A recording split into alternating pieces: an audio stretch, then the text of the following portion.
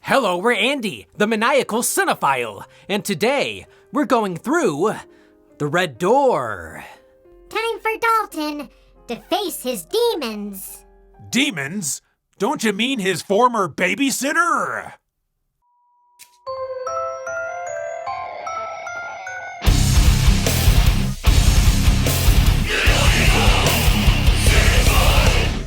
Insidious, The Red Door, is a PG-13 horror film directed by star Patrick Wilson in his directorial debut. Based on a story by Leigh Whannell, who wrote the first 4 films, the final screenplay was written by Teems, known for the remake of Firestarter and, Halloween Kills. Lipstick-faced demon dies tonight! It doesn't have the same ring to it. The Red Door is the 5th installment in the Insidious franchise, but a direct sequel to Part 2. So, Chapter 3. No, little buddy, there was already a Chapter 3. 3 and 4 were prequels. Then what chapter is this? It doesn't matter. Legacy sequels have been a big trend in the horror genre, so the Lambert family has returned to the further. Original director James Wan also returns as producer, as well as Blumhouse Productions. So, without further ado, let's see if Insidious, The Red Door, is worth opening. At the end of Part 2, Josh Lambert and his son Dalton had their memories wiped of the further by a hypnotist. Are you ready? We're ready to forget the further, once and for all. It's okay. I also don't remember the second movie. 9 years later, Josh is divorced from his wife Renee, and his mother Lorraine has recently died. So things are looking up. At the funeral, I noted that the shots had a very shallow depth of field. The backgrounds were incredibly blurry.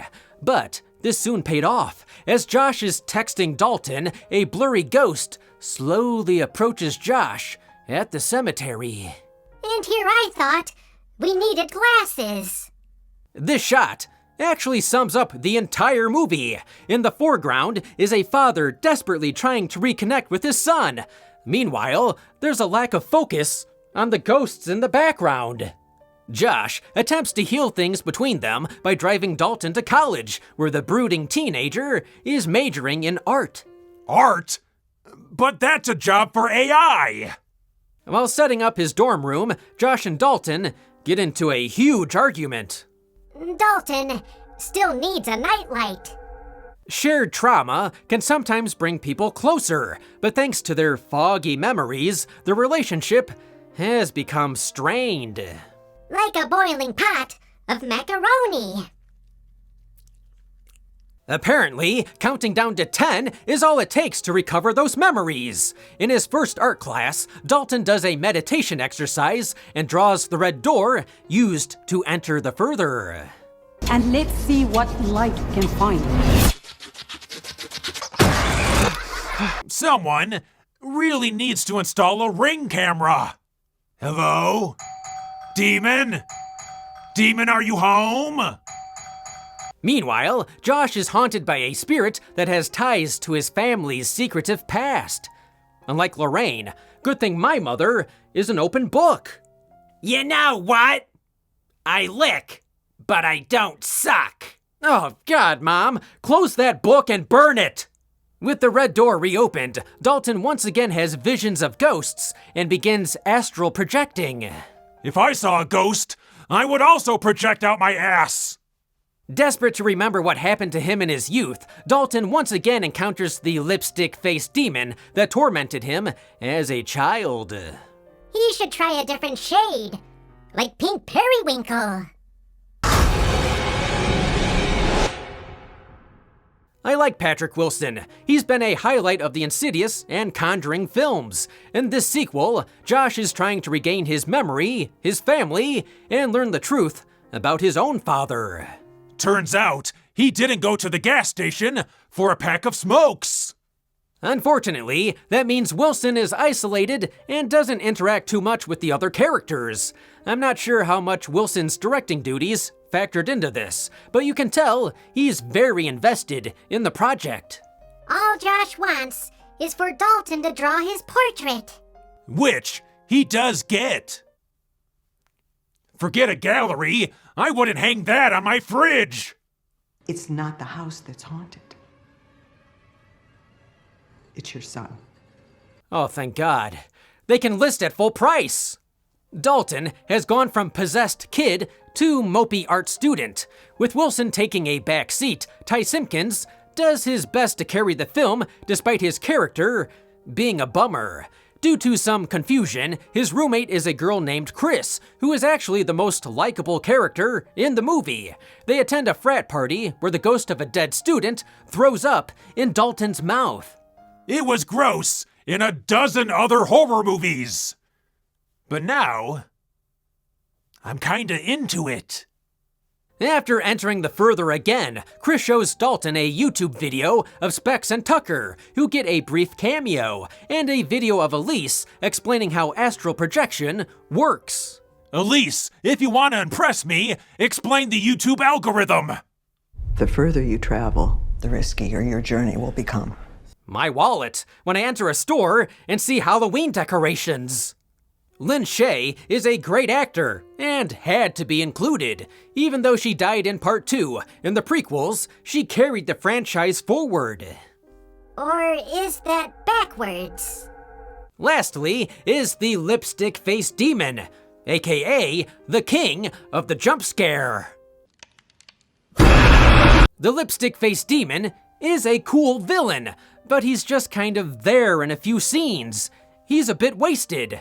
We learn nothing more about him. He's an afterthought because this movie is really about a father winning over his son.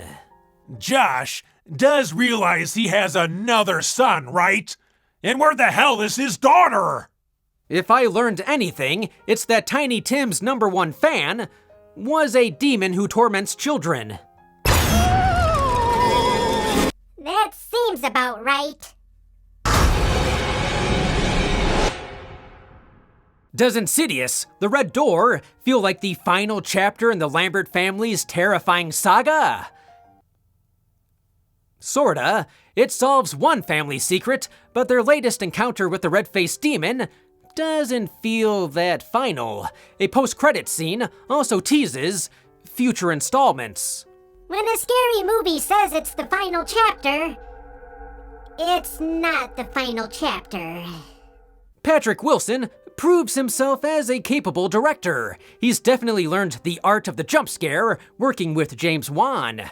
One of the best scenes involves Josh trapped in an MRI machine. The scariest part was his comb-over. Ugh.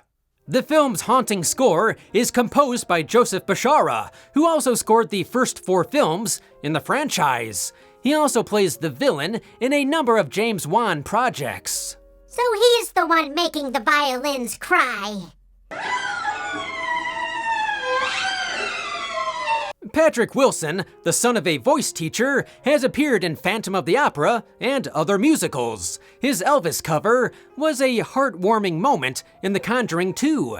Wilson is also a huge fan of the Swedish rock band Ghost. During the end credits, Wilson sings a duet with Papa Emeritus IV on a cover of Stay by the duo Shakespeare's Sister.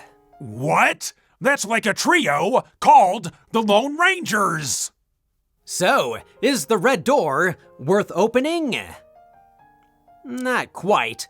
It was nice to see the Lamberts return, but the film is slow and lacks the scares and set pieces. At the heart of the movie is an emotional story about a father and son. The message is to confront past trauma instead of blocking it out. I just wish there was more horror mixed with the character drama. Instead of furthering the mythology, it focuses on giving the Lamberts another happy ending that's more whimper than bang. Perhaps this is one door better left closed. Touch me and I'll break a finger.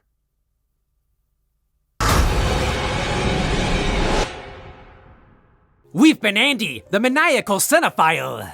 Thanks for liking and subscribing. We'll see you next time.